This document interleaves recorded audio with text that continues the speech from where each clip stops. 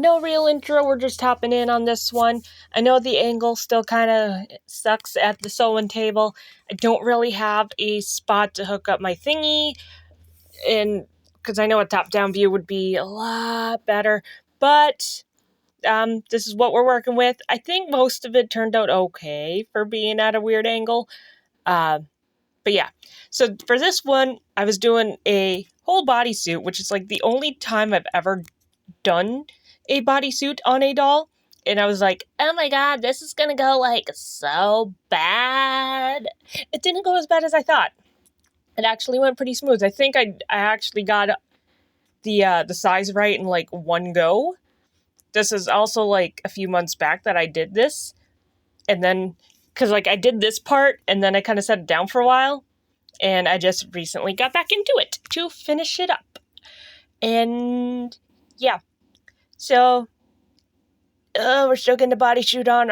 It took forever. Actually, it still wasn't that bad. It's usually easiest, even with pants, to like do the two outer sides, stick the pants on, and sometimes it ends up being a little big, so I can pin it down, so it's not that big a deal. But then I take and I sew up the inside seams just right on the doll. Otherwise, it's like, it's super easy, even when just trying to flip it to rip seams. And I don't know if it's just a case of my seams aren't strong enough, or if that would have just happened anyway.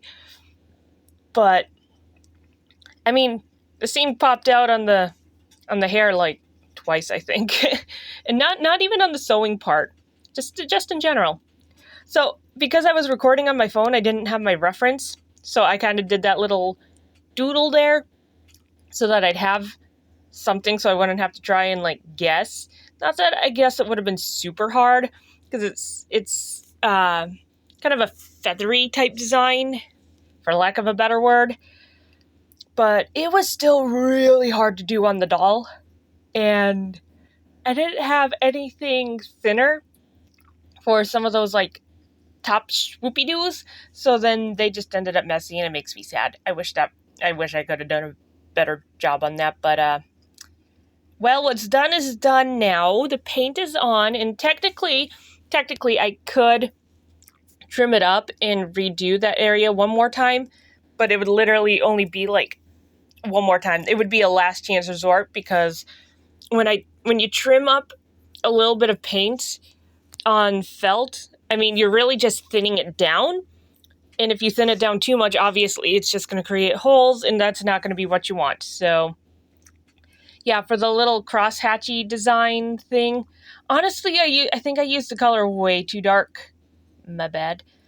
But I thought, using a needle, it would be a little bit thinner. So, I don't know. I have mixed feelings about that part. I guess, I don't know, maybe it would have been messier if I had used the same gray, because it's kind of like a grayish mesh with the thin, darker lines. And I mean, obviously I didn't use like a gray. I used the white of the bodysuit. Also, I apologize for the glue being in shot. I had my record set up just a little bit different, and that's going to take a lot of time to get used to. I am not good at that. But anyway, so I had like this soft kind of felt. I don't even remember where I got it from, but I've had it for Lord only knows how long. And so I used some of that on the details because I thought it would look a bit better than just, more felt. Which it was going to look thick either way, because that's just kind of how it is working with felt. But, yep, there I go, making myself the human palette again. I'm all green. It's nothing new. Sometimes it's just easier this way. But anyway, so it was going to be thick either way, but, like, if you look at the photos, it looks, like, soft and fluidy, and I just was not going to get that with felt. Like, it doesn't look like it's, like a feather, like, it's got the feathery design, but it looks like, the same kind of cloth material as the rest of it. But I just thought using this, like, softish kind of felt would still look better. Also, trimming doll hair, yeah, not easy. You'd think it would be, because, like, you know, you don't have to make it a certain way. You don't have to be, like, super perfect about it. But, you know, getting in the angles, and then, you know, you only got, like, the tip of your scissors, which, for some reason, the tip of the scissors usually don't like to cut too well. Don't know why. But anyway, here is the finished Yuri Pilsudski doll in his Agape outfit. I don't know, maybe I'll do his other performance outfit sometime. Let me know what you think down below, if I should do that one or not, or if you are not into the sewing stuff. That is absolutely fine. I suppose if it's not popular, I can always just do that on my own time. Which I do some projects on my own time, just not very often. I try and keep up with the weekly videos this way. Anyway, let me know which doll you like better between the Agape outfit and the Welcome to the Madness outfit. I think there's things I like and dislike about both, how they turned out. But anyway, it's your guys' job to tell me down below or in my Discord.